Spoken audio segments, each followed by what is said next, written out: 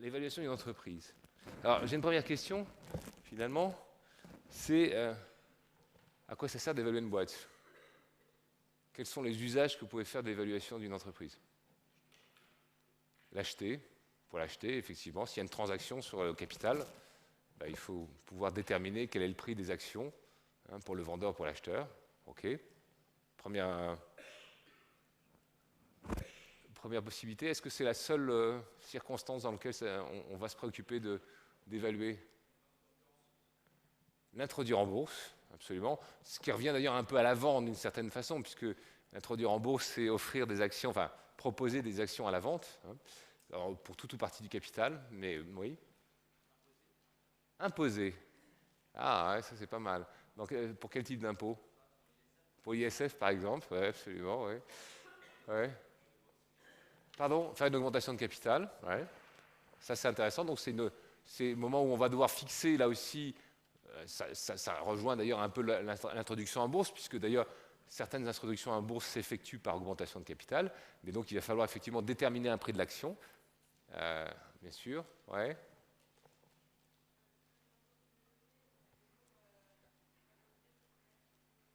Ah, voilà, c'est pas mal ça. Donc, si l'entreprise est cotée, bah, vous allez constater un certain prix de l'action à un instant donné, et on va essayer de se dire, est-ce que ce prix est au-dessus ou en dessous de la valeur intrinsèque de l'entreprise qu'on va déterminer, donc non pas au spot, mais à partir des éléments de stratégie, de position concurrentielle, etc., etc. Donc oui, ça va nous permettre, l'analyse financière va faire ce travail justement pour dire, bah, écoutez, je recommande l'achat de l'action machin parce que je considère qu'aujourd'hui, elle est à un prix qui ne représente pas vraiment sa valeur intrinsèque, et donc vous avez une décote. Donc on vous invite à investir dedans avec l'espoir que cette décote s'atténuera dans le temps. Absolument. D'autres suggestions? Bon, on a couvert effectivement l'essentiel, hein. C'est-à-dire toutes les opérations donc, qui donnent lieu à une négociation, notamment donc, en fusion-acquisition, la comparaison des cours, donc le dernier élément qu'on vient de citer, et puis si vous êtes justement investisseur et vous y gérez un portefeuille, vous allez également vous préoccuper de cette valeur. Bon. Et de manière générale, j'allais dire que évaluer une entreprise, c'est essayer de porter un jugement objectif sur sa position concurrentielle, sa stratégie, la dynamique de ses marchés, etc. Donc c'est un moment où on va se poser des questions sur non seulement le court terme, mais aussi les perspectives à long terme. Une évaluation devrait pouvoir logiquement dépasser l'horizon du très court terme et prendre en compte des choses à plus long terme. Et on va voir que c'est précisément là que situe la difficulté que pose l'évaluation. Puisque d'abord l'avenir on ne le connaît pas, par hypothèse, et deuxièmement on a toujours un débat qui peut intervenir sur la conjoncture, donc à un instant donné, bah oui, aujourd'hui c'est comme ça. Et puis la perspective donc sur du plus long terme en disant oui, aujourd'hui c'est comme ça, mais demain vous avez des fondamentaux qui sont puissants pour cette entreprise, elle a des positions, je sais pas, elle a des brevets, une propriété intellectuelle de qualité qui fait que certes aujourd'hui les marchés sont déprimés par exemple, souvenez-vous de 2008, 2009, 2010, c'est le moment où les bourses s'effondraient. Est-ce que la valeur c'était celle que nous disait le marché à cet instant-là, ou au contraire est-ce que la valeur c'était celle qu'on pouvait obtenir en ayant une vision à plus long terme? Et vous voyez que là, ça soulève des questions tout à fait essentielles, puisque ça suppose justement de faire des paris sur l'avenir. Donc, il y a toujours un écart entre la valeur intrinsèque et la valeur de marché. Et il est donc difficile de faire un arbitrage pour déterminer laquelle des deux valeurs est la bonne. Il faut simplement se souvenir que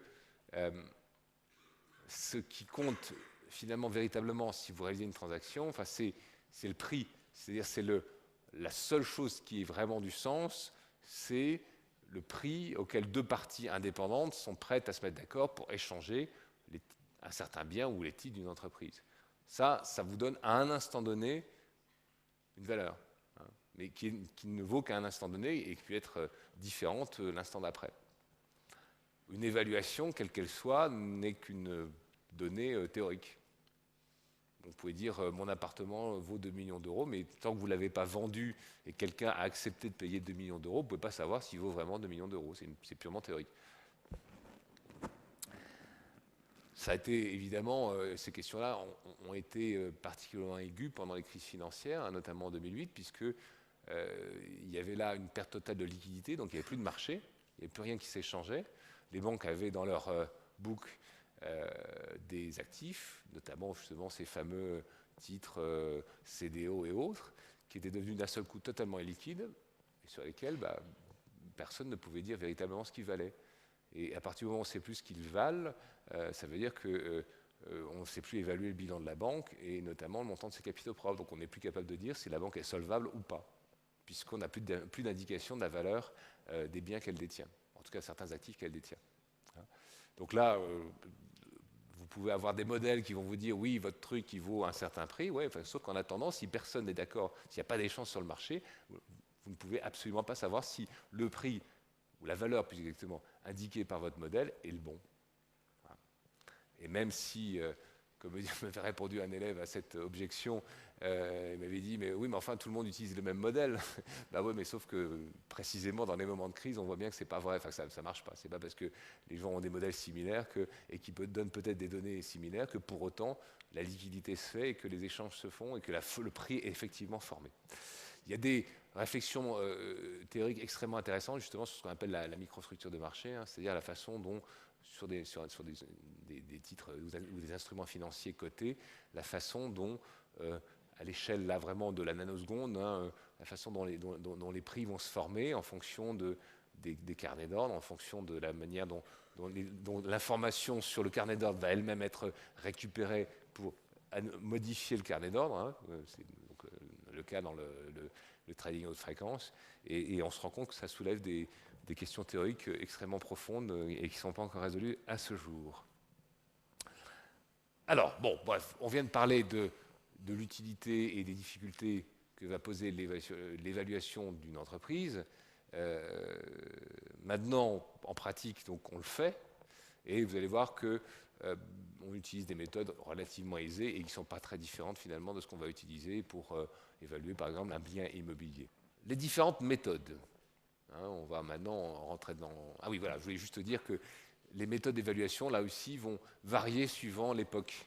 Je l'évoquerai tout à l'heure, mais parmi les grandes méthodes, donc vous avez une méthode qui consiste à calculer des multiples sur des sociétés comparables, puis une autre méthode qui consiste à faire un business plan et actualiser les cash flows. Hein, c'est en gros les deux grandes méthodes. Et fut une époque où on aimait bien l'actualisation des cash flows. Et puis quand les marchés sont un peu tendus, finalement, notamment les investisseurs en LBO, hein, se sont dit non, la seule chose vraie qui compte, c'est l'analyse par la méthode des ratios. Donc là aussi, des points de vue peuvent changer en fonction du niveau d'euphorie ou au contraire d'inquiétude d'un marché. Alors, la première chose, donc, c'est qu'est-ce qu'on évalue?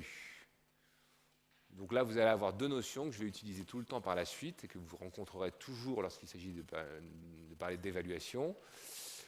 Hein, vous avez d'un côté l'actif économique, qui est celui vraiment qui génère la richesse, et donc la valeur de l'actif économique va s'appeler l'enterprise value. Ça revient à dire que c'est la valeur de l'entreprise en supposant que vous n'avez au passif que des capitaux propres. Donc, enterprise value, c'est la valeur d'actif économique, l'ensemble de mes actifs, plus mon working capital, enfin plus ou moins mon working capital. Et ça génère donc un EBITDA, un EBIT, essentiellement. Ouais. Enfin, un chiffre d'affaires, un EBITDA et un EBIT. Et sa valeur s'appelle enterprise value. Quand j'ai l'enterprise value, je déduis ce que je dois à des tiers, c'est-à-dire essentiellement la dette, et je vais obtenir l'equity value, donc la valeur des capitaux propres. Donc la relation entre les deux, toute simple, hein, c'est vous prenez l'equity, vous rajoutez la dette et vous obtenez l'enterprise value. Bon, c'est pas très sorcier. Mais donc notez bien, enterprise value, valeur de l'actif économique, c'est-à-dire avant prise en compte de tout passif, ou de toute dette plus précisément, et equity value, donc c'est l'enterprise moins la dette. Alors, rentrons un peu dans le vif du sujet. On va raisonner un petit peu ensemble. Vous allez devoir donc évaluer une boîte. Quelles sont les questions que vous allez vous poser? Comment vous allez vous y prendre? Enfin, comme ça, en réfléchissant. Je fais appel plutôt à votre imagination qu'à des connaissances. Donc ceux qui savent, à la limite, ne me répondent pas, et je préfère plutôt essayer d'élaborer ça, de faire émerger les notions de façon spontanée.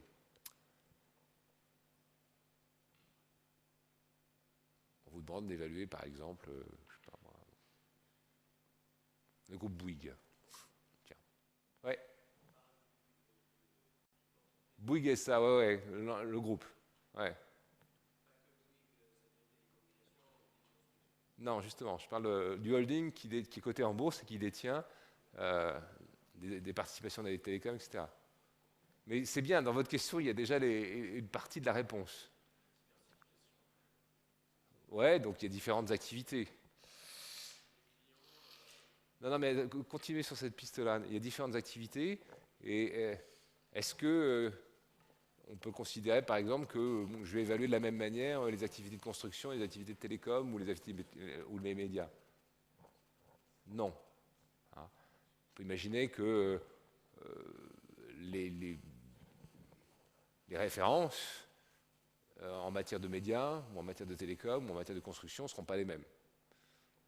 Donc, première chose à faire, effectivement, si j'ai une entreprise avec des activités diversifiées, ça va consister, donc, sauf si vous avez un pure player, hein, donc une entreprise qui n'a qu'une seule activité dans un domaine, bon, et là c'est facile, bah, c'est ces activités qu'il faut considérer. Mais il n'est pas rare que vous ayez à l'intérieur d'une même entreprise des activités différentes, y compris d'ailleurs chez des gens qui peuvent apparaître comme des pure players. Les constructeurs automobiles, pendant longtemps, ont eu une double activité, ou même une triple activité. Ils fabriquaient des véhicules et ils les vendaient. Éventuellement, ils fabriquaient aussi des poids lourds, par exemple. Bon, bref, donc ça c'était. Enfin bref, on était quand même dans la construction automobile. Et puis, ils étaient aussi des banques. Hein, ça, on l'oublie souvent, c'est que quand vous alliez acheter votre voiture, vous souscriviez un crédit, non pas auprès de votre banque, mais la plupart du temps auprès de l'établissement de crédit du groupe du constructeur automobile.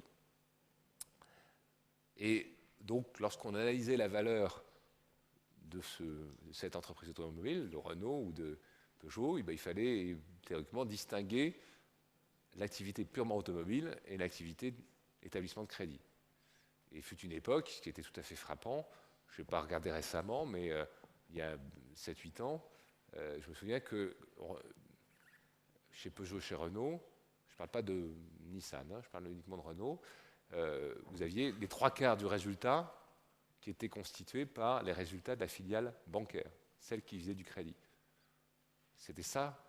C'est pour ça que je disais toujours, Peugeot, c'est une banque en fait. Parce qu'ils ne gagnaient pas beaucoup d'argent, ils avaient des marges opérationnelles assez faibles sur l'activité automobile, et ils étaient sauvés par les marges qu'ils faisaient sur les prêts aux acquéreurs. Alors, c'est sans doute un peu moins vrai aujourd'hui, mais c'est voilà, juste pour dire que quand on parle de Renault ou Peugeot, on a l'impression qu'on parle d'un pure player, mais en fait, non, il y a des activités distinctes, même. Donc, il faudra avoir un certain niveau de finesse dans l'analyse. Parce qu'une activité de crédit ne va pas être valorisée, ne va pas être évaluée sur les mêmes critères et avec les mêmes ratios qu'une activité de construction automobile. Donc, nécessité, hein, si vous. Oui. C'est moins vrai aujourd'hui parce que d'abord, il y a un certain nombre de constructeurs automobiles qui ont dû, pendant la crise, je crois que c'était le cas de General Motors, se séparer de leur. C'était le seul truc qui valait encore un peu d'argent. Donc, les établissements de crédit attachés aux constructeurs automobiles ont été vendus dans un certain nombre de cas. Première chose. Deuxièmement, l'activité de crédit a quand même connu, avec la crise, un certain nombre de problèmes, puisque vous avez eu des créances non performantes. Donc je crois que ça a été le cas notamment chez Peugeot. Hein. Je crois que leur banque interne a été renflouée parce qu'elle s'est mise à perdre de l'argent du fait de l'augmentation du nombre des créances douteuses. Voilà.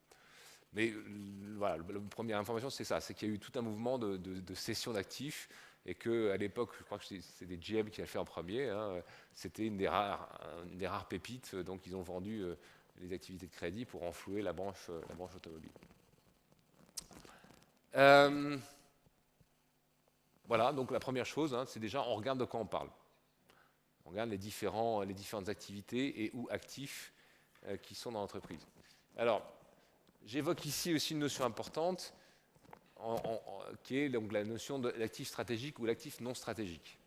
Vous pouvez très bien avoir à l'intérieur d'une boîte, donc l'actif économique, celui qui sert vraiment à générer l'activité de l'entreprise, et puis des actifs, par exemple de l'immobilier, qui ne sont pas nécessaires à cette activité. Vous pouvez très bien avoir un très joli siège.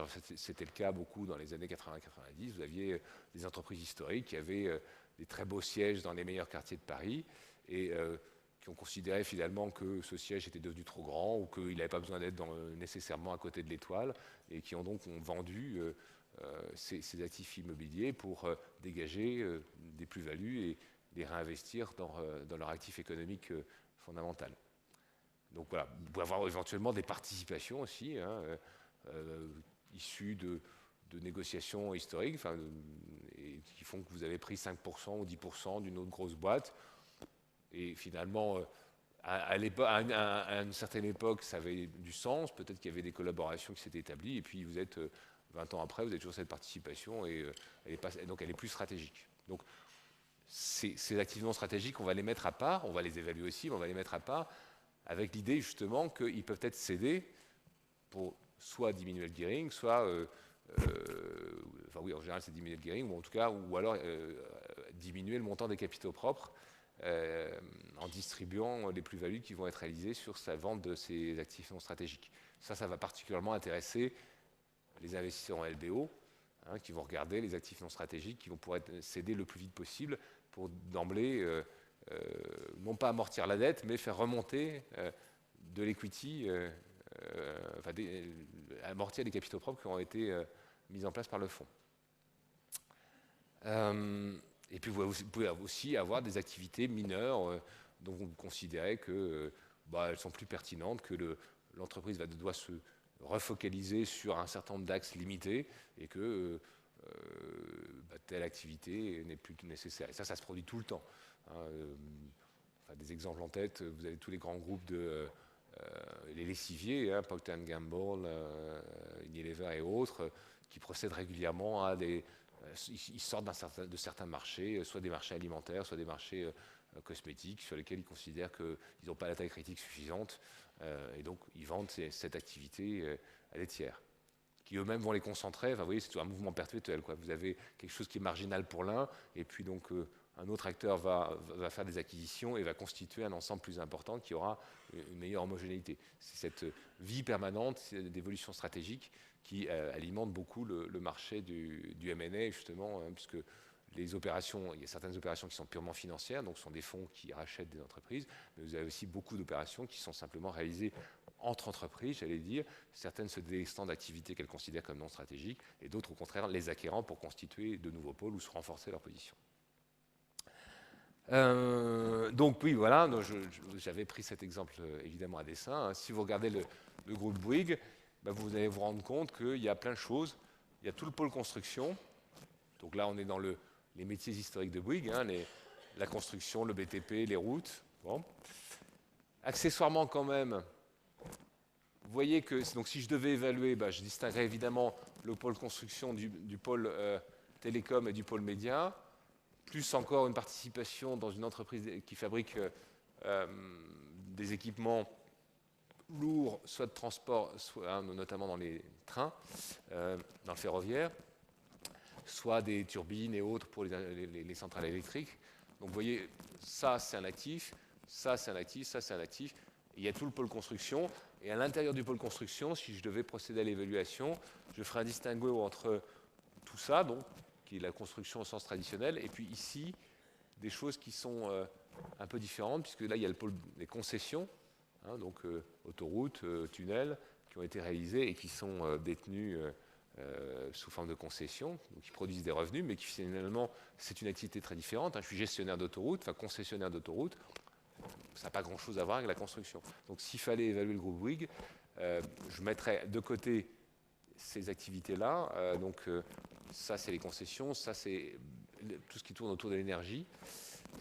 Donc je le distinguerais des autres activités de BTP.